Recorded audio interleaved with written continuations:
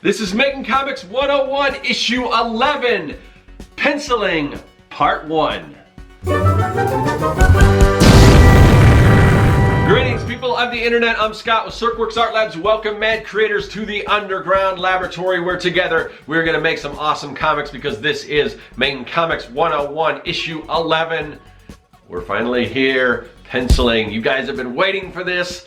And I hate to disappoint, but I might, I don't know, because the thing is, if you come to this expecting, oh, I'm gonna watch this video and I'm gonna know how to pencil, I don't know if that's gonna happen, because in order to learn how to draw, there's so much that you have, so much time and everything that you have to put in, and I can't just sit here and show you all that. I could build an entire channel just on drawing and all the different elements, and you would have to spend hours and hours and hours in order to know how to do that. So that poses a huge question. How am I going to tackle this topic? And I've thought about this for a while. I'm not exactly sure. So I think what I'm going to do, I'm breaking this up into two parts. You know, these videos are roughly about 30 minutes long at the most. I can't teach you how to draw in 30 minutes. I can't teach you how to draw in 30 hours. I can't teach you how to draw in 30 days. You know, it's something that you are going to have to invest the time in. What I can do is sort of prepare you, I guess, give you some tips up front, some best practices. There's things that I can start off with, but from there you're going to really have to put in the time and learn those basics. And maybe you're already there, maybe you're already a decent artist or whatever, and you're looking for a refresher, or you're just watching this whole course. And you know, I mean, we can all stand to learn a little something. I watch drawing videos all the time, and I'm always picking up things, and that's what you have to do. And luckily there is tons of information out there that will teach you how to draw. There's a bunch of channels related just to how to draw comics, where this series is how to make comics from start to finish, every little thing.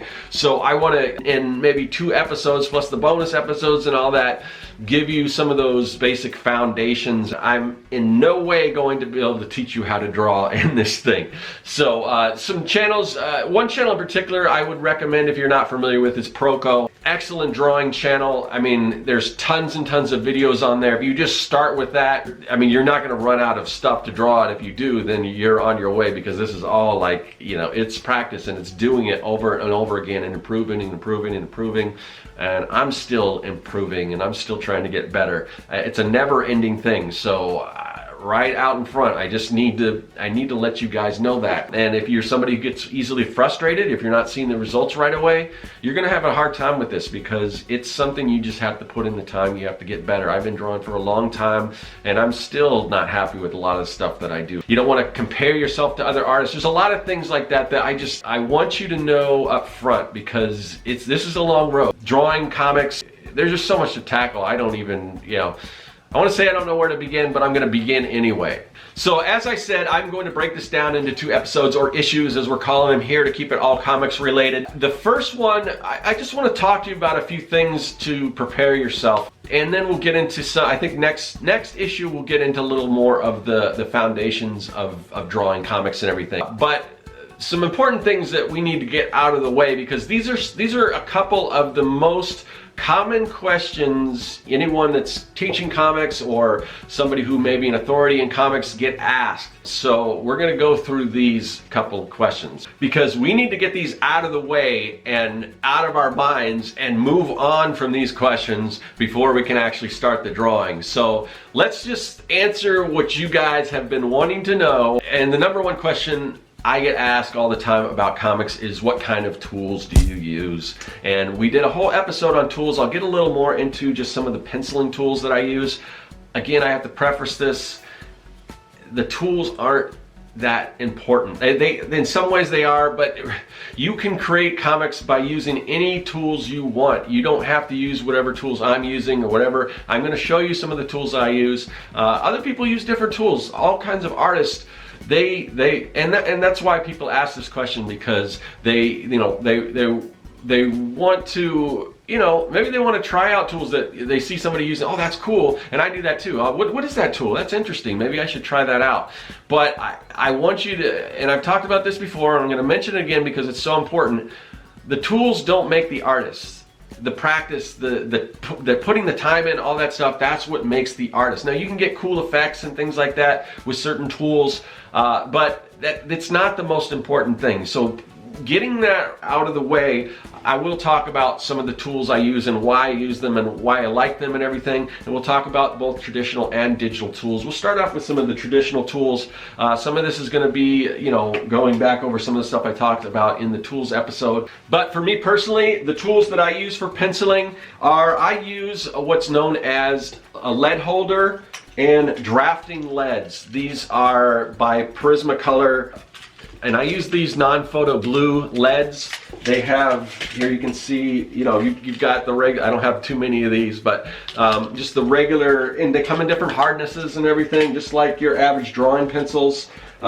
So with that, you've got your lead holder, and you can kind of see how this one's a little stubby, but they kind of fit in here like that, and it kind of clamps in, and then you've got a special sharpener, and they kind of go in here, and you just kind of turn it around there, and what happens is it's got like a, I don't know if you can see that, but basically the lead rotates around this little, almost like a file, and it sharpens your pencil to a pretty sharp point. Now, you don't always want a sharp point. Sometimes you want to do like sort of a softer, like shading effect. Now in comics, most people don't do too much shading. What you want to do for that is cross hatching, and we'll talk about more of this in the next area that we're going to be talking about. But like, so, a lot of people use just regular drawing pencils. There's different hardnesses and everything. They'll give you different effects. And when you see a lot of people drawing, like especially like portraitures and things like that, there's a lot of shading and stuff involved. You don't see that as much in comics traditionally because, it's the process of getting the line work down and then going over it in ink. Nowadays, with the printing technologies we have, you can do like a shaded, if you want to do just like a shaded pencil, comic, just in pencil without inks, you can do that. Some people do that, and then they'll, add color onto it in Photoshop. There's all kinds of different things, but traditionally, and those are the kind of comics I do. I like to keep it fairly traditional. I just use, the pencils for drawing the line weight, and then I'll go over it in ink, and obviously we'll get into ink on another episode. But I really, for whatever reason, and I'm kind of surprised that I found a lot of other artists use this too, because I mentioned this before, but when I started off, the first art job I ever had was doing architectural renderings, and this is what a lot of the draftsmen used. Even though I picked it up, I thought it was odd because, these are drafting pencils. Why would comic book artists use them? But I find out a lot of them do prefer these. They might be a little hard to find. You can find them on, Amazon, and I'll have a link in the description where you can find all the tools and things that I use. But, you can use whatever you want. It doesn't matter. And some of these tools can get a little pricey when you have to buy the pencil. I mean, this thing might cost, you can find them cheaper probably, but sometimes you can spend up to $10 on something like this. And these can run, for a pack of these, they can run $12 upwards. So it all can add up. But you can use just a regular yellow, like Ticonderoga pencil. You can use whatever you want. A lot of people, they use mechanical pencils. I'm not a huge fan of mechanical pencils, but it saves having to sharpen and everything. And see, mine always break off. And I don't even really have that heavy of a hand, but I'm not a huge fan of mechanical pencils, but that doesn't mean that doesn't work for you. You can use whatever kind of pencils you want. Now, I mentioned that I like to draw in like non-photo blue. If you've seen, even when I do digital, even when I do digital artwork, we'll talk more about digital, but I do it in blue. I like that because you can definitely see the difference between the blue, and then when you go over it in ink, it's a little more evident. Same thing with, you can reduce transparency. We'll get into digital in a minute. Non-photo blue, back in the day, you could draw in blue pencil, and the way they photograph artwork, you wouldn't have to erase it or anything. As the name implies, this does not photograph. So when they take a photograph, or back in the days what they call photostat, it just doesn't pick up the non-photo blue. Nowadays, the technology we have, it can pick this up, or you can just move levels in Photoshop and have it taken away. You can do that with other color pencils. I've seen people do comics with the Prismacolor Color Erase pencils. They come in all different colors. This is more of a red. I'll use the different colors of these for my sketches, but I've seen people doing comics. They could do a comic in red, and then they can take it in Photoshop and they can move the levels, like anything red, get rid of, anything black, keep.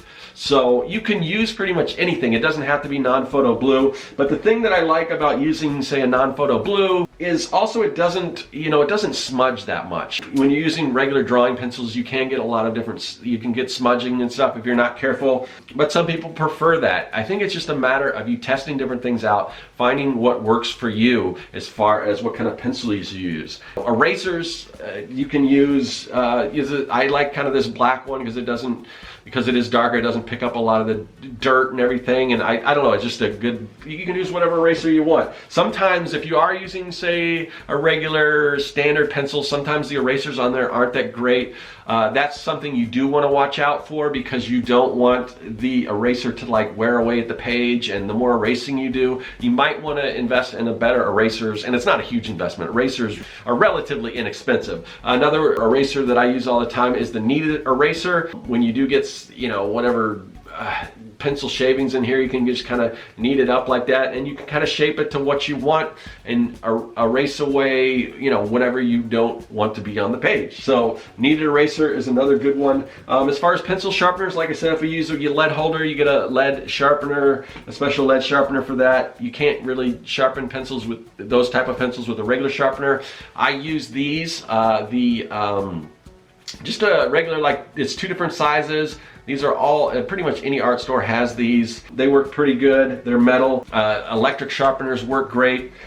So, you know, whatever works for you, but those are some of the things that are available. So we've talked about some of the tools that you use to draw with, but what do you use to draw on?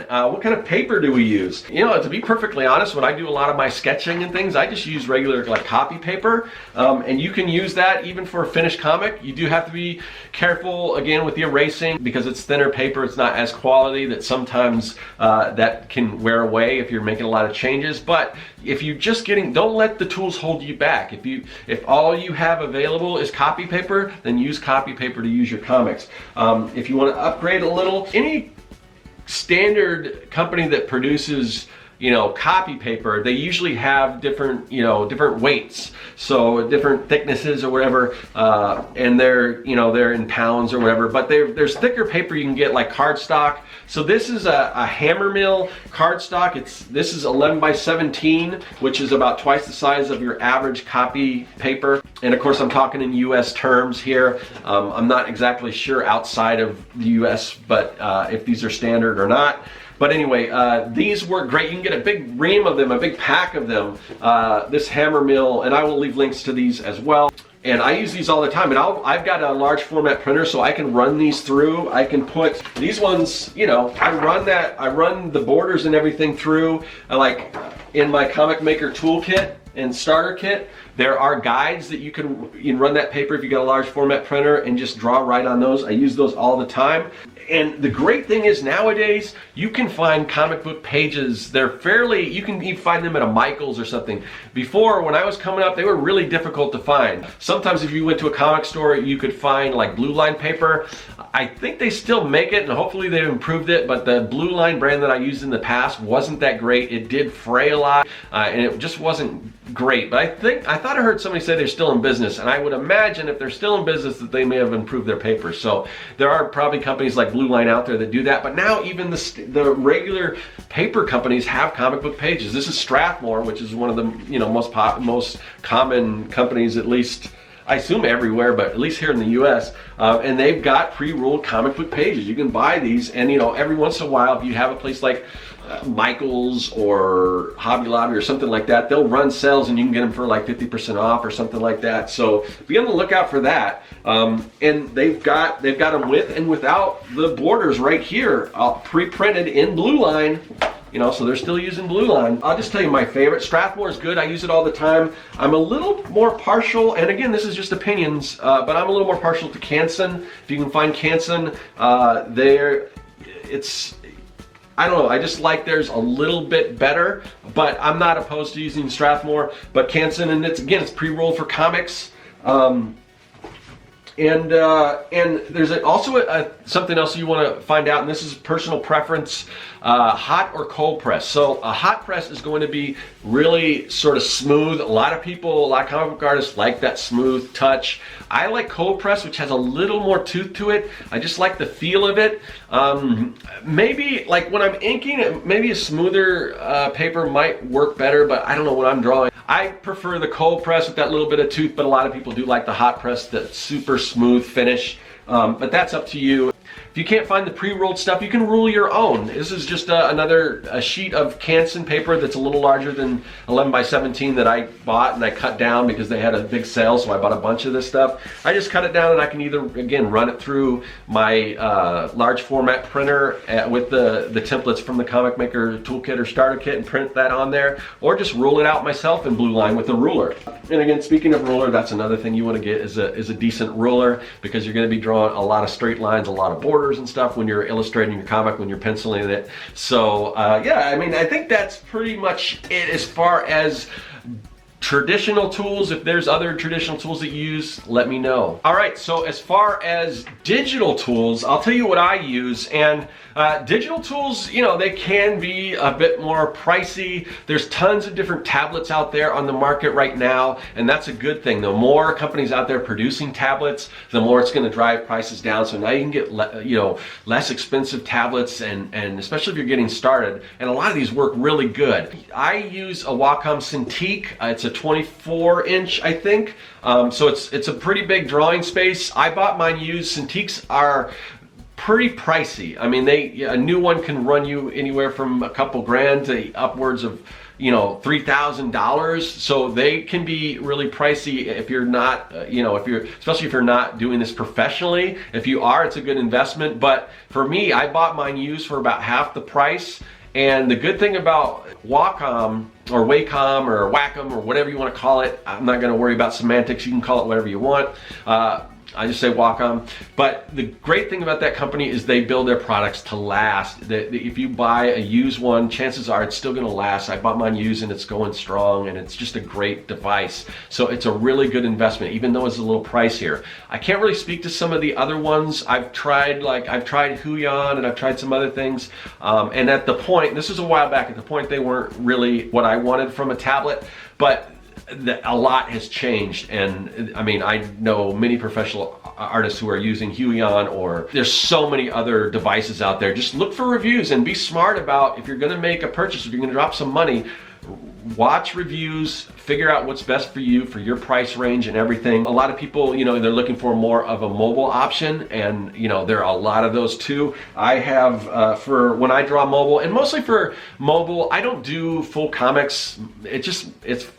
It's my own personal preference. I usually just use a mobile tablet for sketching, but I like to work big. I like, so I want the big working area. Not everyone has that luxury. So, a drawing tablet is great if you can get one that's affordable, that works with your price range. This is an iPad Pro. I think it's the second generation with the second generation pencil. The good thing is now you can get just the newer regular iPads, which aren't quite as expensive as the iPad Pro, do have Apple Pencil support. That's what I had planned to get, and then for whatever reason, I bit the bullet and bought the iPad Pro, which makes me a little nervous because unlike, in opinion time, unlike Wacom, iPads aren't really built to last. They're purposely, because the Apple community are the kind of people that are going to buy anything that comes out. They're going to buy the new thing, and that's just the way they are. So they've kind of trained their user base to expect that. So I worry that I drop a lot of money in this iPad Pro, and then couple years down the road, the software is not going to work anymore. It's just going to be obsolete. So it's kind of scary investing. So that's something to think about. But beyond Apple, there are tons of other mobile tablets out there that have some sort of a stylus support or whatever that you can do. Again, you just got to look into it. So just do a little research, find out what works best for you. But as far as digital, those are the actual devices I use. Now, as far as software, I am a big fan of Clip Studio Paint. And I just recently started using that within the last year or so. I did one 4-page comic on it. There's still a lot I don't know, but I kind of learned how to do what I needed to do, and it is just amazing. I love the way the brushes and everything work in Clip Studio Paint, and it is a program that is made for drawing comics. It's specifically designed for drawing comics. I know I have friends that they've used Photoshop forever, so they don't want to take the time and learn Clip Studio. Photoshop was not designed for drawing comics. You can make it work, but it's kind of a struggle. So if you have the time to put in, I would recommend learning Clip Studio Paint. Also, Clip Studio Paint is relatively inexpensive compared to like the Adobe suite, which can get pricey. Clip Studio Paint is like a one-time fee. You can purchase it. A lot of times they'll even go on sale, sometimes for around like $50 or whatever. I mean, it is an amazing program for the price. Now, the mobile version of Clip Studio Paint is a subscription service. I don't have it yet because I don't do a lot of comics on my tablet. But if you do, then you might want to look into getting Clip Studio Paint for mobile. Now, there are other options in addition to the Adobe suite. Affinity is excellent as far as, you know, I'm trying to remember all the different, there's Affinity Designer and Affinity Photo maybe? I don't know, but they're similar to like the Adobe products like Photoshop and Illustrator. They work a little differently, and they're quite a bit cheaper, and again, a one-time fee, not a subscription. So definitely an option. I haven't played with them myself, but I know a lot of people who have, and they love it. Other mobile apps for your iPad. So many people swear by Procreate. I haven't worked with it long enough to really get a feel for it. It's just, to me, after using Clip Studio Paint, Procreate doesn't do what I want to do. I'm sure it's amazing for painting, but and I know you can adjust the brushes and everything, but just right out the box, I'm not crazy about the brush engines the way they are. So I need to find somebody who knows a little more about Procreate and kind of show me some settings and things, and then maybe I'll take another crack at it. Don't take my experience with Procreate as gospel, because there's many people that love Procreate. So definitely something you might want to look into for mobile.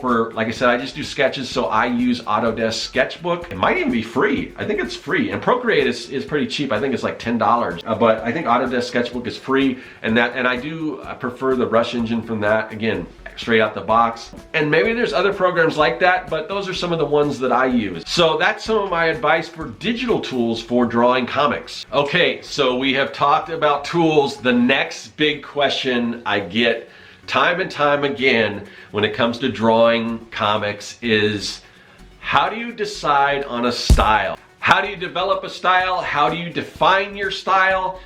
For me, style is just something that comes with experience. The more you draw, the more your stuff will start to look like whatever your particular influences are. And I think that's the key. You know, it's been said, I think it was originally said by Picasso, what is it, great artists steal? I don't remember the exact quote. You know, you hear steal like an artist. So what does that mean? Does that mean just go, oh, I'm a big fan of Todd McFarlane, I'm gonna draw just like Todd McFarlane?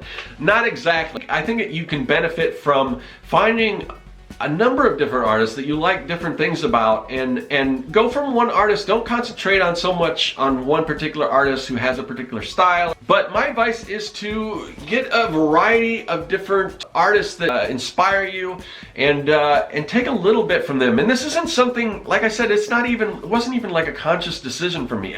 If you were to ask me what my style was, I don't know if I could actually describe it. And I don't even know that I have a style, but people who can look at my work, and I've heard people say, oh yeah, I can recognize that as, you know, that's what you do. Sometimes you can interject certain stylistic elements into your art by the different tools and techniques that you use. It's not necessarily the way you draw things, but, you know, what you draw things with, or little, you know, flares and flourishes that you put on the stuff that you draw, whether it's you draw hair in a certain way or whatever. For me, like in comics, I don't know, I just kind of draw comics the way I draw comics. Now when I do more illustrative stuff, there are certain things that I use to, you know, separate my work from what other people are doing. I do a lot of that in Illustrator. I'll do like bold lines and really crisp lines, and then maybe I'll have like a white, you know, outline around it, and then with a shadow or whatever. If you've seen the stuff that, like in my prints and stuff, there's some intention on the way that I create things to look a certain way.